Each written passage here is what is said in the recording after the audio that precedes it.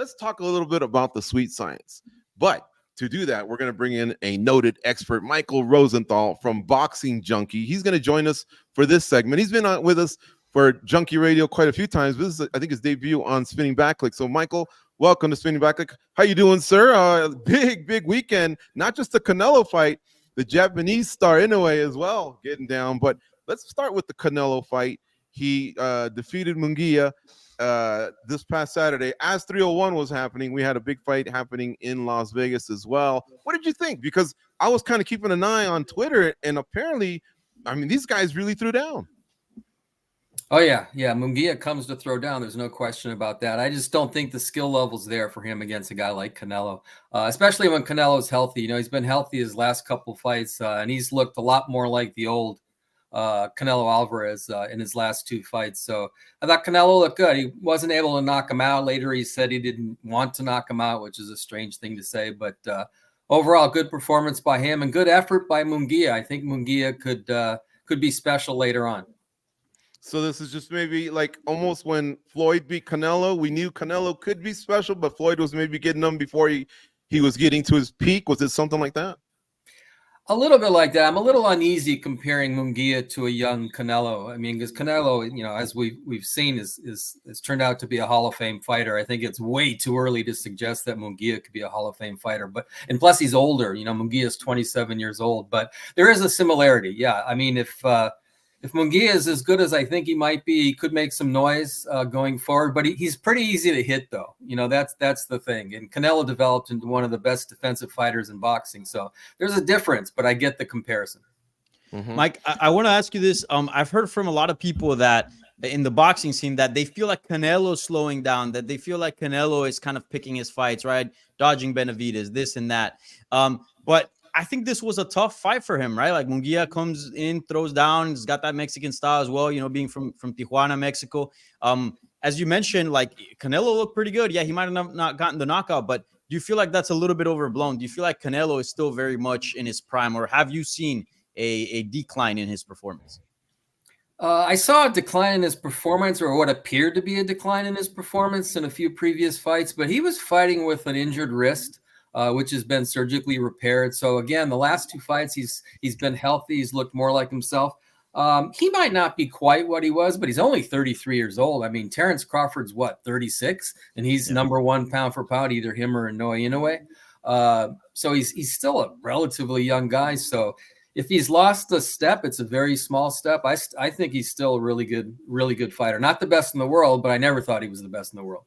Mike, quick question, actually. Speaking, since you mentioned Terrence Crawford there, I don't know if you've seen this interview Turki Al-Sheikh did with ESPN. It just dropped within like the last hour or so. So not sure if you've been able to see it, but he said he wants Canelo versus Terrence Crawford in December or January somewhere in America. Is that the right fight to make next, in your opinion, for Canelo? No. I think from two guys with big names, I think it would draw a big audience, which is, from the business side, that's what you want. But first of all, Canelo's already said he doesn't like the fight because Crawford would have to move up 2 weight classes. It's kind of like a no-win situation. If you lose, you lose. And if you win, they're going to say, well, you fought a tiny guy who had no business fighting at 168 pounds. Now, that said, I think Crawford's the best fighter in the world, either him or Inoue, but I think Crawford's number one. I think he could probably give Canelo some trouble. But moving up 2 weight classes is tough. Jermell Charlo moved up 2 weight classes. Charlo's a really good fighter, and he looked like he didn't belong in the ring with Canelo. And just so everyone knows, if I'm not mistaken, Inoue defeated Luis Neri last night, correct? Correct. Yeah, so that one's already in the books. It took place overseas. I think he's 27-0 with 24 KOs. So yeah, it's one of those guys as the pound for pound great goes. You, I think, saw the fight as well, and did it play out like you were being told? Because we were doing the watch along, but everyone's blowing up your phone telling you these guys are throwing down. What'd you think? Which fight are we talking about? The Inoue fight? No, I was asking Goes what he thought of that Canelo fight, because we were actually watching MMA as that was happening, but people were feeding us intel and we were looking at tweets. But I think he had a chance to rewatch. Yeah, no, I thought it was interesting. He saw a little bit of Canelo of old, right? Some things returning. And it's impressive. He got 2 wins this weekend, right? He KO'd De La Hoya at that press conference. So I think that was the second win, but he looked impressive, man. I really enjoy Canelo's style, but the thing is, he just, Michael's right. There's just something lacking about him sometimes. Sometimes he takes rounds off. I don't know what his deal is, but if you properly motivate him, you still kind of see a really good Canelo Alvarez out there. So, but for me, I want to see him fight Benavidez.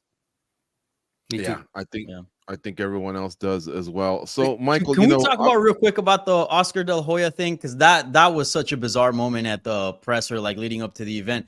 Mike, what did you make of the whole situation? Because we've seen obviously some fighters get testy with some promoters, but that was something else.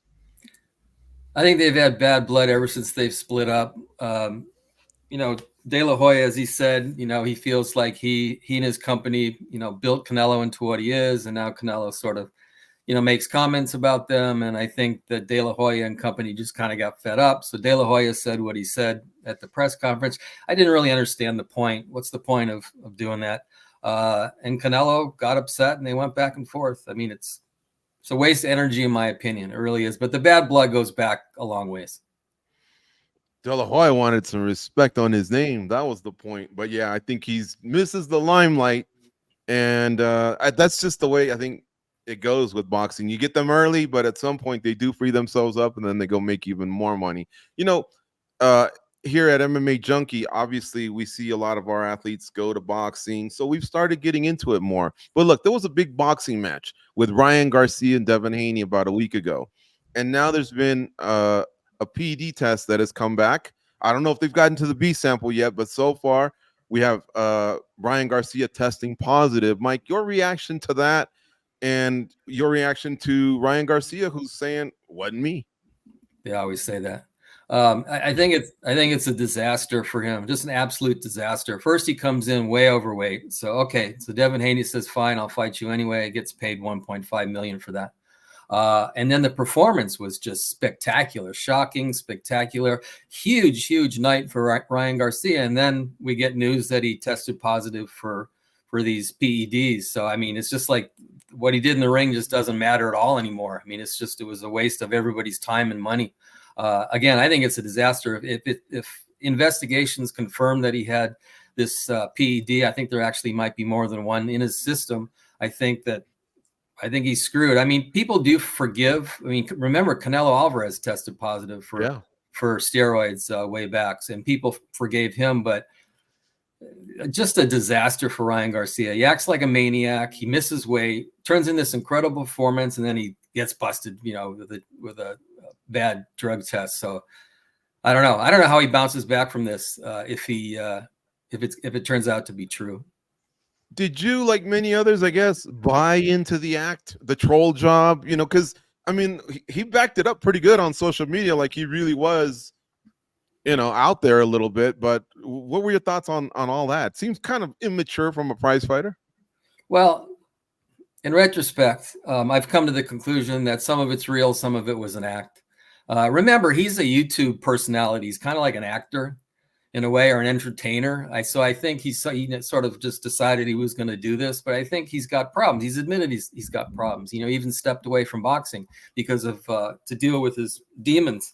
And as far as being immature, I don't know. Maybe it's smart. I mean, look at all the attention that he garnered. That's what you want. It was almost like Muhammad Ali before he fought Sonny Liston, acted like a maniac, and everybody thought he was crazy.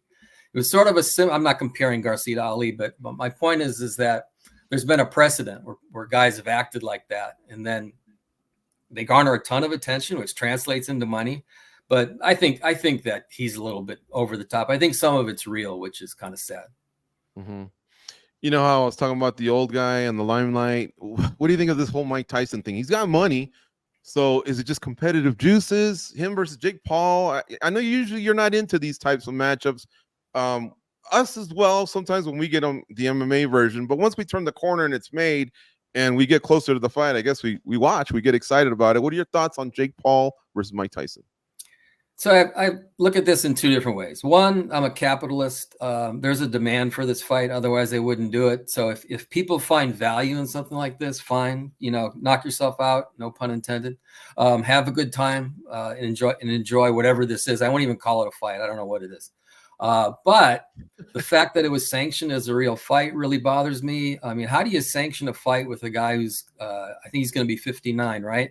How do you do that? I mean, that just doesn't make sense to me at all. I mean, you're putting a guy who's almost 60 in with a kid who, okay, he's a crude boxer, but he's got some experience now. He's been in the gym for like 3 or 4 years. He sort of kind of knows what he's doing. He's big and young and strong. I think you're putting Tyson in a really dangerous situation, especially it being sanctioned, where I think maybe he has to try a little harder, where it's actually more of a serious fight. And originally I thought they were just going to throw a few punches, dance around, you know, and have a good time, you know, that kind of thing. It seems like it's not that anymore. So I hope everybody's saying they hope Jake Paul doesn't get hurt. I hope Mike Tyson doesn't get hurt. See, I think How Tyson's big of gonna take him a- on too. Sorry? I think Tyson's going to take him on too. Go ahead, Danny. I want to ask it because I think that's a fair point. Like, this is going to be also on Netflix, which is a huge deal. And we know that Mike Tyson is a cultural icon and Jake has kind of become, you know, bigger than life in this internet culture.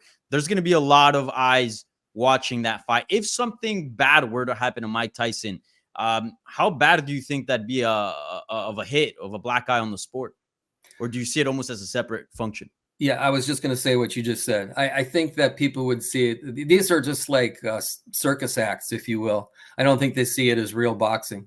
So I think that maybe those, I mean, they probably, the authorities probably would say, okay, we shouldn't let 60-year-olds box anymore. I think that's what would come out of this. I'm not sure it would really have much of an impact on boxing itself. But, you know, again, yeah, if somebody gets hurt, I think maybe that's the end of these crazy fights, at least involving old guys. Mike Bond, you've covered Jake Paul pretty extensively throughout all this. It seems like he does put in the work, but are we also getting trolled? Is he just a guy that, you know, likes to fight, but somehow managed to make a lot of money and got certain names at the right time? No, I think at this point you can't really question the validity of Jake Paul's like approach. Like, I kind of said this from the beginning. I was one of the first people that interviewed him even before he fought Ben Askren, and it was kind of like, well, he's a young guy, he's pretty athletic naturally, he has all the free time in the world to spend all the money that he has to bring in the best trainers, the best nutrition, the best facilities. Like, anyone who has all those things there for them, if you put the right amount of dedication, you should get pretty good at like anything, right?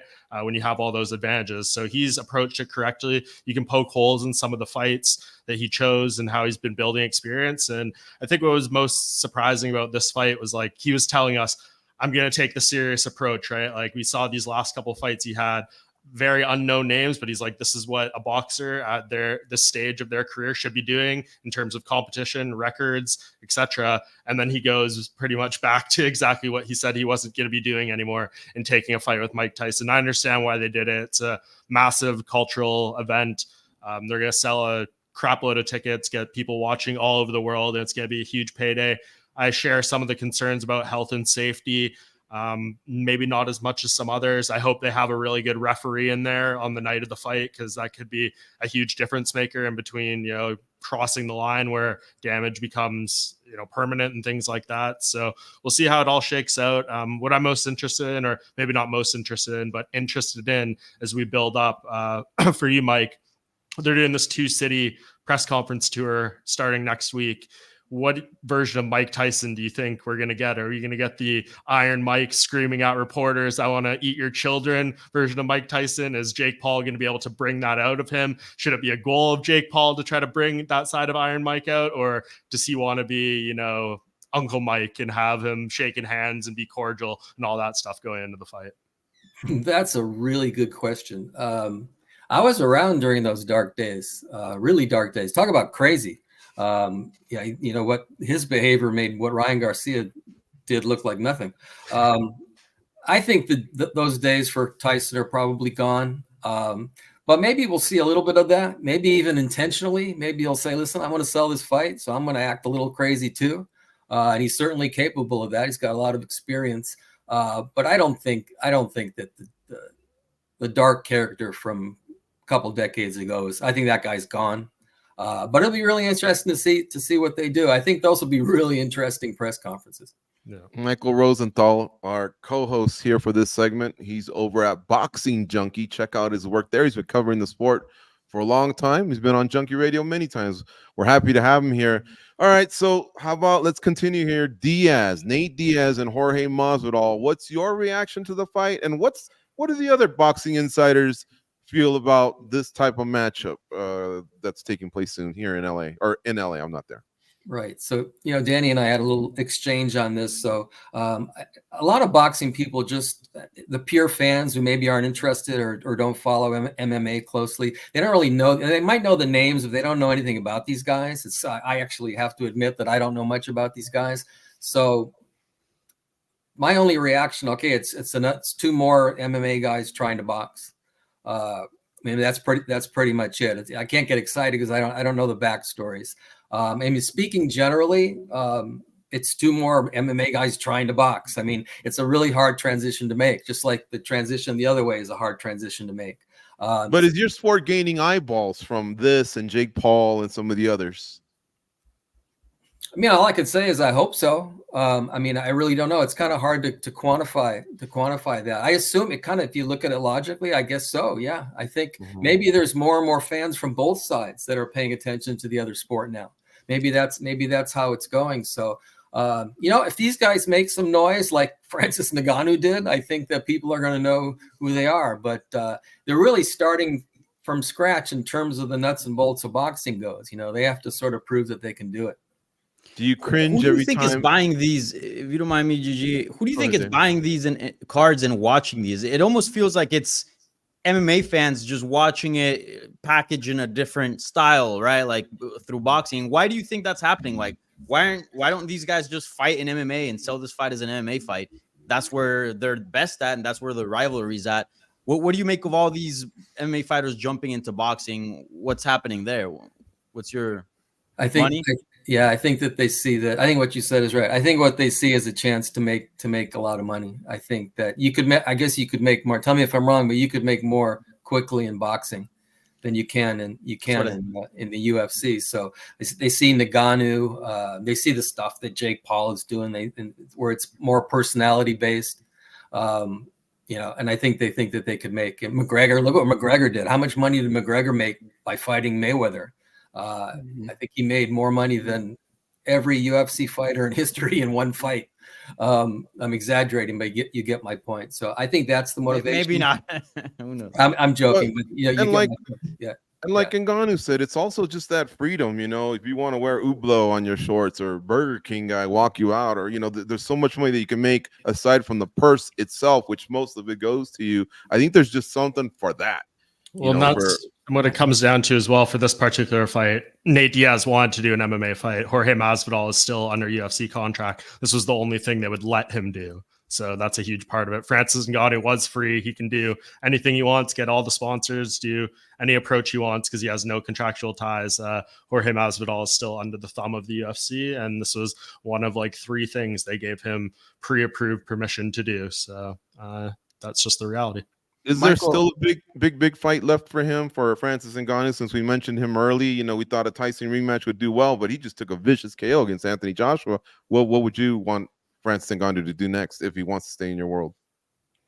I think Francis Ngannou probably has enough money in the bank after the Fury fight to get 1 or 2 more big fights. I think, obviously he was brought back down to earth. It's really difficult to. As I said earlier, it's really difficult to make that transition, especially at the highest level. I think the Fury thing was a matter of Fury thought he could just roll out of bed and beat the guy with his eyes closed and his hands tied behind his back, right? And he got caught with that big punch, so that kind of threw him off too. So I think that although I want to give Ngannou credit in that fight against Fury because he did what he did, but he got taken back down to earth by Joshua to show how tough this can be. But he's got a name now. I mean, he has a name after the Fury fight. I think he could get 1 or 2 big fights. We'll see what he can do. If he could get back, in the winning column, who knows what he could do going forward. Michael, I want to ask you a question real quick, just because we have a legend in Jose Aldo, right? Yes. In mixed martial arts. And we're trying to figure out what he's going to do next because he just had his last fight in the UFC. The name that was attached to him, he says, was Floyd Mayweather. Can you maybe explain to us, being the B-side in a Floyd Mayweather fight or a Manny Pacquiao fight, What does that mean usually money wise? Can you ballpark that for us so we kind of have an idea which way he should go?